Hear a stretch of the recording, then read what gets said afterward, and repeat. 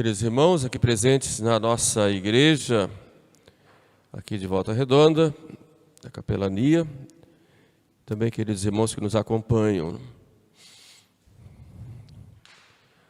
No Evangelho de hoje, Jesus nos coloca alguns pontos à meditação sobre nossa atitude, seja dentro da igreja, seja no mundo, seja com relação aos nossos irmãos. Jesus entra na casa de um fariseu para tomar refeição, todos observavam, aí ele mostra exatamente como a delicadeza dele entrar na casa de aqueles que procuravam pegá-lo nas palavras para condená-lo.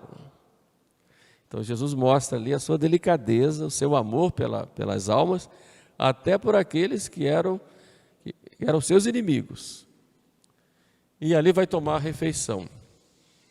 Momento dele ensinar àqueles homens, um momento dele dar o testemunho, um momento de corrigir,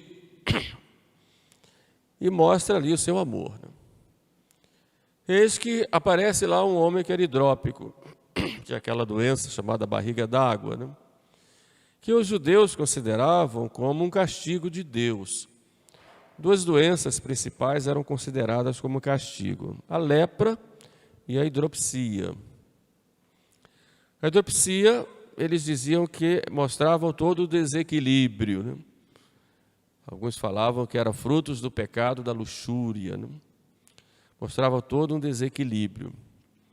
E é um homem considerado pecador que entra lá e se apresenta diante de Jesus. Todos então observavam, não só porque aquele homem era considerado pecador, como era um dia de sábado. E para os judeus o sábado era tido, sobretudo para os fariseus, como sagrado, como para todos os judeus, mas os fariseus iam às últimas consequências e discutiam muito entre si como se guardar o sábado. E o sábado se tornava, como tal, uma verdadeira liturgia. Quantos passos podemos dar no sábado? Que tipo de peso que se pode pegar? Até quanto peso? Pode pegar um feixe, pode pegar 2 feixes. Enfim, era uma coisa assim, muito meticulosa. E realmente discutiam. E era um sábado. E Jesus então cura aquele homem. E depois coloca para eles uma questão. Vejamos aí 3 pontos que eu gostaria de meditar com vocês hoje. Primeiro, aparentemente há um contraponto, um confronto entre viver o sábado, ou seja, viver uma liturgia, e curar um homem e fazer uma obra de caridade. Era uma oposição aparente, e Jesus questiona os fariseus, perguntando: é lícito ou não curar em dia de sábado? Quer dizer, há uma contraposição entre viver a liturgia e fazer a caridade, por causa da caridade, deixar a liturgia, são duas coisas opostas. Passar por cima da liturgia pode ou não pode por causa da caridade? Enfim, é essa questão que Jesus coloca. Então vejamos na nossa realidade como católicos, o que é a liturgia? A liturgia é, no dizer do Papa Pio XII, na encíclica Mediator Dei, é o culto público que o Filho faz ao Pai com a sua igreja. É o Cristo total, cabeça e corpo, que cultua o Pai. E esse culto público, ele é feito por Cristo. Cristo é o liturgista por excelência. Depois, por aqueles ministros ordenados, que fazem parte de Cristo cabeça. Depois, todos os leigos, todos os fiéis, em união com a cabeça. Então, esse culto público, que é feito com palavras, com gestos, com atitudes, esse culto é chamado de liturgia. Só que a liturgia tem um sentido, né? Por exemplo, a missa, ela tem toda uma liturgia, né? O padre começa aos pés do altar, vai subindo, o altar representa o Monte Calvário, então vai aos pés do Monte Calvário, pede perdão, mostra o desejo de subir, vai subindo. Vocês todos não podem subir, porque aqui não cabe nem pode, porque não são ministros ordenados. Mas vêm os acólitos que representam os fiéis. Nós não estamos lá em cima, mas eles estão em nosso lugar.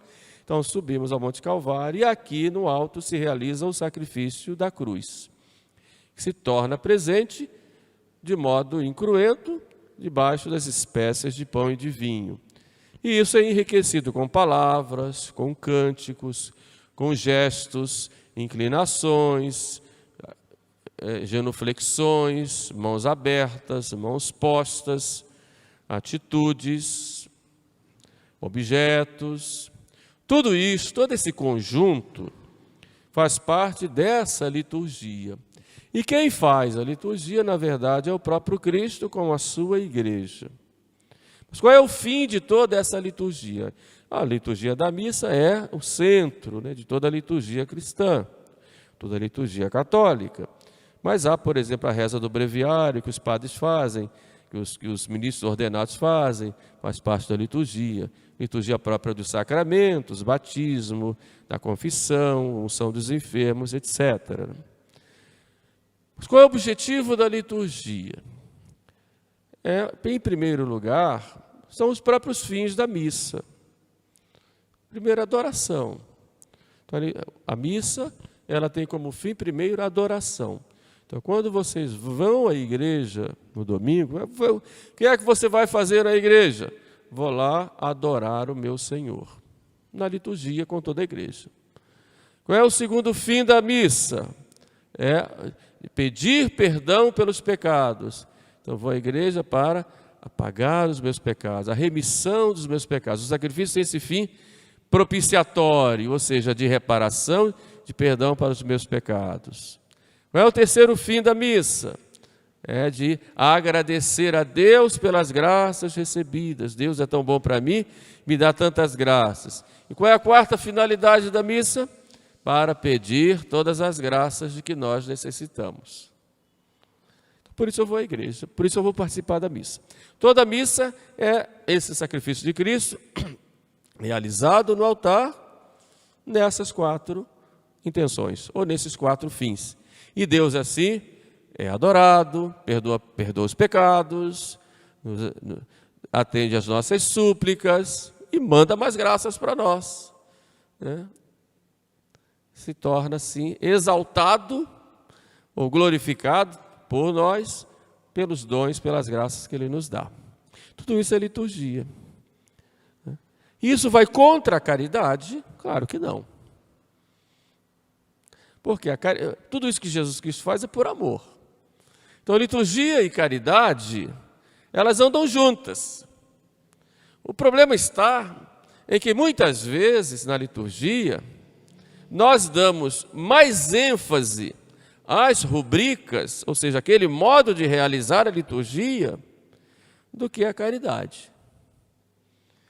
Então nós temos a graça de termos a missa na forma extraordinária, que tem uma riqueza litúrgica de praticamente 2000 anos. Há gestos aqui que o padre faz que vem desde o início da igreja.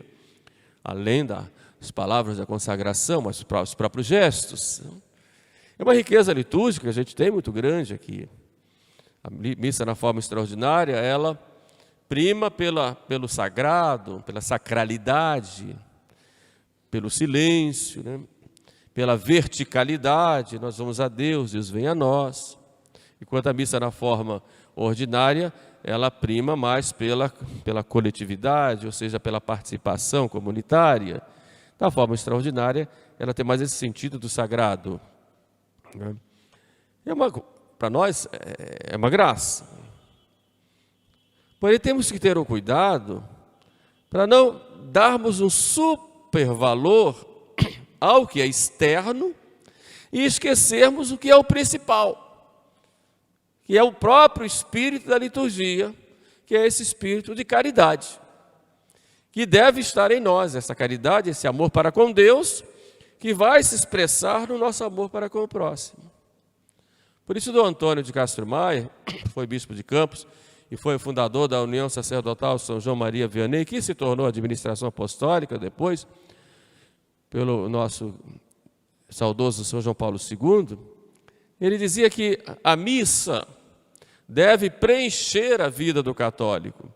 Então você vai à missa no domingo, aquele próprio espírito da missa, quer dizer, os frutos da missa, a graça da participação na missa, esta caridade que você que te envolve e te enche durante a missa, deve permanecer na sua vida durante a semana, em tudo aquilo que você for fazer, seja em casa, seja no seu trabalho, seja no relacionamento com as pessoas, na sua própria vida pessoal.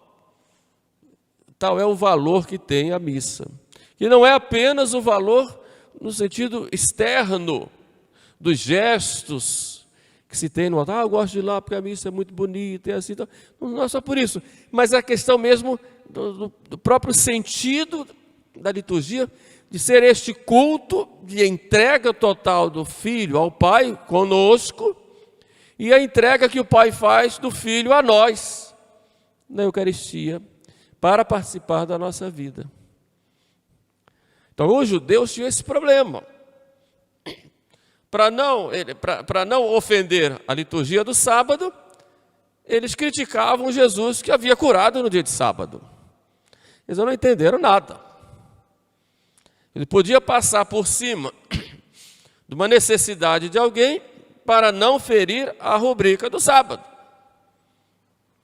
Então nós temos que ter um cuidado para não sermos católicos mais apegados às rubricas, ou seja, rubrica é o modo que se tem de exercer a liturgia. Não só apegados às rubricas, mais do que o próprio sentido.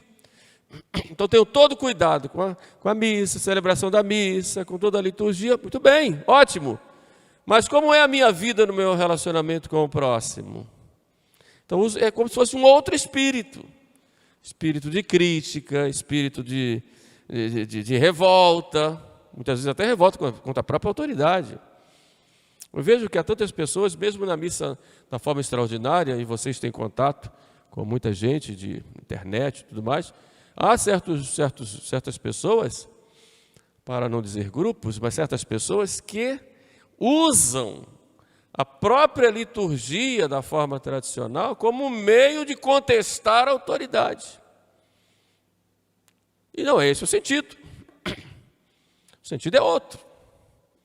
Ele não entendeu nada, está igual os judeus lá, não entendeu nada. O sentido é outro. O sentido é realmente essa caridade com Deus e com o próximo. Então você vem à missa, vai, participa da missa direitinho, chega lá de fora, você começa a brigar, maltratar, xingar. O que é que você recebeu na missa? Você jogou tudo fora quando saiu. Todo aquele tesouro, Deus diz, toma, leva. Você chegou ali na primeira lixeira que tinha, você jogou fora. Quer dizer, participou da liturgia, participou da missa e jogou fora todas as graças que recebeu, todo esse dom que Deus deu, jogou fora. Então é exatamente isso que Cristo critica lá, ou melhor, chama a atenção dos fariseus, quando fala, é permitido ou não curar no dia de sábado? Está tudo aí. Só que Jesus cura aquele homem. E era um sábado. Para eles era o sábado, né? O sagrado. Para nós o sábado é o sagrado? Não, nosso dia sagrado qual é? O domingo. E por que o domingo para nós é o dia sagrado? Por vários motivos. Primeiro, porque Cristo ressuscitou num domingo. Segundo, porque Pentecostes, o início da igreja, foi num dia de domingo. E há o terceiro motivo, que é o maior. O domingo por ser Páscoa, é o domingo da nova criação. Domingo da ressurreição. Foi a ressurreição de Cristo, mas é também a nossa ressurreição espiritual. É o dia da nossa cura. o dia da nossa transformação. Então podemos dizer que Deus criou o mundo em 6 dias, no 7º descansou. É claro que 6 dias aí, de que fala a Bíblia, não significam 6 dias de 24 horas. Santo Agostinho fala 6 espaços de tempo. Bom, não importa quantos dias foram, importa que Deus criou. Pode ser 1 ano, 1000 anos, milhares de anos. Para Deus é eterno, não importa quanto tempo. Importa foi que Deus criou por amor, e no fim criou o homem, a sua imagem e semelhança. E depois de criar o homem, descansou. Não quer dizer que Deus tenha descansado, porque Deus não se cansa. Mas mostra o quê? Que depois de criar o homem, agora é o tempo do homem cuidar da obra da criação, do homem viver, ser fecundo, né, e santificar toda essa obra e submeter toda essa obra ao louvor de Deus. Com o pecado do homem, isso como que ficou parado no tempo. Quando vem Jesus, Jesus ressuscita, então toda a obra da criação, então agora vai dar o louvor ao Senhor, juntamente com o homem restaurado. Por isso o domingo da ressurreição é chamado o 8º dia. Ou seja, Deus criou o mundo, no 7º dia descansou, quer dizer, esse foi o tempo do homem que pecou. Deus agora restaura a humanidade com a ressurreição, morte e ressurreição do seu Filho. Começa uma nova era, uma nova fase, que é a fase da aliança do homem com Deus em Jesus. Chama-se 8º dia. E para renovar esse começo do 8º dia, nós guardamos o domingo. Então o domingo é o início da nova era da criação. É o início do novo tempo. É o início da restauração da humanidade. É o início da transformação do homem. O início da conversão. É o início do homem novo, restaurado por Cristo. Esse é o nosso 8º dia. Por isso, é o início da nova aliança. Nós somos filhos da nova aliança. Por isso, vamos todos os domingos à igreja, para renovarmos esta aliança com Deus. Essa aliança que se torna presente no altar. Então, daí, por ordem de Deus, todo cristão deve guardar o domingo. O que é guardar o domingo? Santificar o domingo, dedicar-se às obras de Deus, descansar, trabalhou a semana inteira, é o dia de descanso, é o dia de procurar conhecer mais a doutrina, dia de fazer alguma obra de caridade, de modo especial, né? Dia da família, é o dia próprio das coisas de Deus e de descanso, de um lazer sadio. A igreja, para nos ajudar na prática do domingo, a igreja fez um mandamento, que é o primeiro mandamento da igreja, que diz: ouvir missa inteira nos domingos e festas de guarda. É o mandamento da igreja. E por que esse mandamento? Exatamente para nos ajudar a cumprir essa ordem de Deus. O guardar o domingo é uma lei divina. O ir à missa aos domingos é uma lei eclesiástica. A lei divina ninguém pode dispensar, dela não. Na lei eclesiástica, a igreja pode dispensar em determinadas situações. Foi por causa disto que alguns bispos em algumas dioceses, devido à situação de pandemia, dispensou os fiéis dessa obrigação de ir à missa no domingo. Mas não dispensou da guarda do domingo, porque isso é de direito divino. De modo que estão dispensados da missa do domingo até passar essa situação, isso o bispo pode fazer, porque ele na diocese ele tem esse poder legislativo, executivo, administrativo, e o judiciário ele pode dispensar, porque ele é sucessor dos apóstolos, e ele como pastor pode fazer isso. Não da guarda do domingo. Mas é claro, passando essa fase, ele tira a dispensa e a obrigação vai continuar. E o que é importante fazer no domingo é exatamente isso, ter como o dia do Senhor. Se pode ir à missa, hoje está meio restrito devido à questão que do número de pessoas nas igrejas, né? Mas, de qualquer forma, você não pode ir no domingo, você vai outro dia na semana e vai receber as graças do mesmo jeito, vai renovar seu compromisso com Deus, mas o domingo você tem que guardar, porque é um dia próprio do Senhor, é o dia da sua cura, é o dia que o Senhor vai pegar a sua hidropsia e vai curar, vai tirar todo esse desequilíbrio e vai curar. Isso é no domingo. Por isso que Cristo dá aquele exemplo de curar aquele homem exatamente no dia de sábado, para nós domingo. Há um terceiro ponto que gostaria de refletir com vocês, com relação à parábola que Jesus conta. E diz, quando vocês forem convidados para um banquete de boda, nota, ele usou a palavra boda, São Lucas coloca isso. Vocês não escolham os primeiros lugares, para que não aconteça que venha o dono da casa e diga para você, amigo, sai daí porque tem uma pessoa mais digna e vai tomar o seu lugar e você vai passar vergonha diante dos outros. Então escolhe o último lugar para que o dono da casa diga, amigo, vem mais para cima e você vai ser honrado entre os convivas. E Jesus conclui dizendo, porque todo aquele que se exalta será humilhado, e o que se humilha será exaltado. O que nosso Senhor quer dizer com isso? A primeira conclusão é a conclusão da nossa vocação. Quem é o dono da casa? É Deus. Quem são os convidados? Cada um de nós. Convidados a esse banquete de boda, ou seja, o banquete da igreja com seu filho, e cada um de nós no lugar que o Pai determinou. Na igreja é assim. Temos clérigos e leigos. Qual é o meu lugar como clérigo? Como membro da hierarquia, como clérigo, ministro ordenado. É cuidar dos fiéis.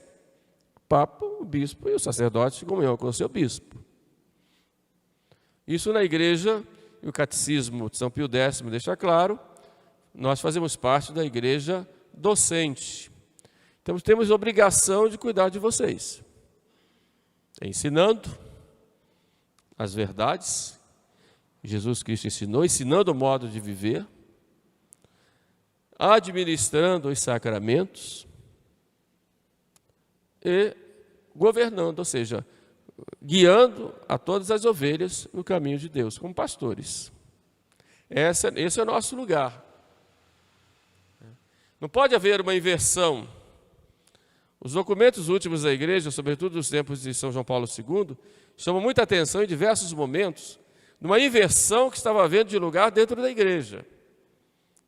Uma clericalização do leigo, quer dizer, o leigo começando a tomar lugar dos padres, e os padres tomando o lugar dos leigos, quer dizer, uma secularização dos sacerdotes, dos clérigos, uma inversão. Isso não é da vontade de Deus, a própria igreja já disse. Cada um cumprindo a sua missão, na condição para a qual Deus chamou dentro da igreja. Então a missão do padre, por exemplo, de ensinar, em comunhão com a igreja. Eu não posso ensinar uma doutrina que seja minha, até porque eu não tenho, mesmo que tivesse. Eu tenho um compromisso com a igreja. Eu tenho que ensinar a doutrina da igreja. E todo aquele que for ensinar em nome da igreja, deve ter o mandato da igreja. Eu vejo, por exemplo, hoje muitos mestres ensinando por aí, pelas redes sociais e tal. Eu me pergunto, ensinando doutrina e falando da igreja, tem o mandato da igreja? Ou estão falando opiniões pessoais? Eu coloco essa questão. Em nome de quem estão falando? Porque nós, sacerdotes, temos um compromisso com a igreja. E esse compromisso é um compromisso com o magistério. Por isso, na igreja há e deve haver uma vigilância para que nós não ensinemos coisas erradas. Ensinemos tudo dentro do que está no catecismo. Ele tem um resumo de tudo. Não é? Por isso a igreja condenou vários autores que estavam ensinando coisas erradas nos seminários. Condenou, por exemplo, um moralista chamado Marciano Vidal, que foi o formador de muitos sacerdotes, porque os livros dele foram lidos em muitos e muitos e muitos seminários do mundo inteiro. A igreja condenou lá um livro dele. Condenou, por exemplo, livros do Leonardo Boff, que estavam sendo lidos e sendo usados por professores dentro dos seminários. Condenou por exemplo, uns livros do José Sobrinho, ou Sobrino, um padre chamado Jacques Depuy. Só pegar lá o site da Congregação para a Doutrina da Fé, isso é condenado porque está dizendo que todas as religiões são boas, etc, etc. Isso nos seminários. Por quê? Porque nós temos um compromisso de ensinar não aquilo que nós pensamos na nossa teologia, aquilo, é claro, o teólogo pode desenvolver no conhecimento da verdade, etc., mas ele deve estar em comunhão e em submissão ao magistério da igreja. Esse é o nosso compromisso. Bom, também tenho que administrar os sacramentos, de acordo com aquilo que a igreja prescreve. Não vou fazer uma igreja particular. Em comunhão com a igreja, tenho que guiar os fiéis no caminho de Deus. Isso é a minha obrigação, isso é o meu lugar ali. Por isso tenho que ensinar e tenho que governar também, dizer, faça isso, faça aquilo, cuidado aqui, cuidado ali. E não posso abdicar em nome de uma falsa ideia de participação democrática e dizer, bom, faço aquilo que vocês quiserem que eu faça. Não. O sacerdote não é um coordenador na paróquia. Ele é pastor. E não pode ficar perguntando para as ovelhas, onde é que nós vamos agora? Pode até pedir opiniões, mas ele é que tem que decidir, vamos ali, e todo mundo tem que ir atrás. Esse é o caminho. E toda obediência é uma obediência racional, até certo ponto, mas ela é fundamentada na fé. Quando nós obedecemos às normas da igreja e obedecemos às autoridades, essa obediência é fundamentada na fé. Se não tem fé, é claro que vai desobedecer. Ou se desobedece porque a fé ainda não está aprofundada, mas a obediência é na fé.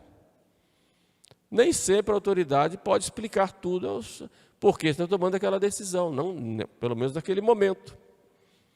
Porque a autoridade, ela vê vários pontos, e depois diz, faça isso. É claro que diante de Deus vai prestar contas. Esse é o lugar da hierarquia na igreja. Mas há outro lugar, que é o lugar dos fiéis, em geral, dos leigos, de participarem na igreja, de cooperarem na igreja, como corresponsáveis dentro da igreja, para o crescimento da própria igreja. Daí essa cooperação com o ministério ordenado, com a hierarquia. E todos os leigos devem se colocar à disposição para essa cooperação.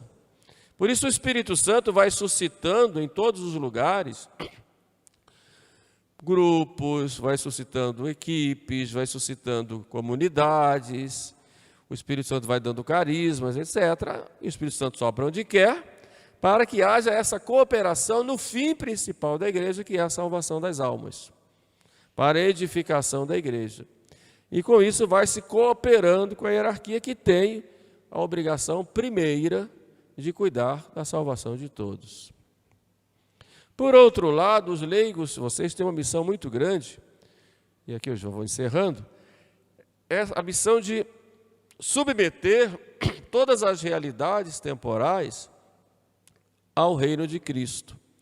Então o Evangelho vai ser colocado no mundo, não é através dos padres e dos bispos, mas através de vocês. Porque os padres e os bispos vão ensinar, vão mostrar. Mas vocês é que vão na vida, é na sua família que você vai viver o Evangelho.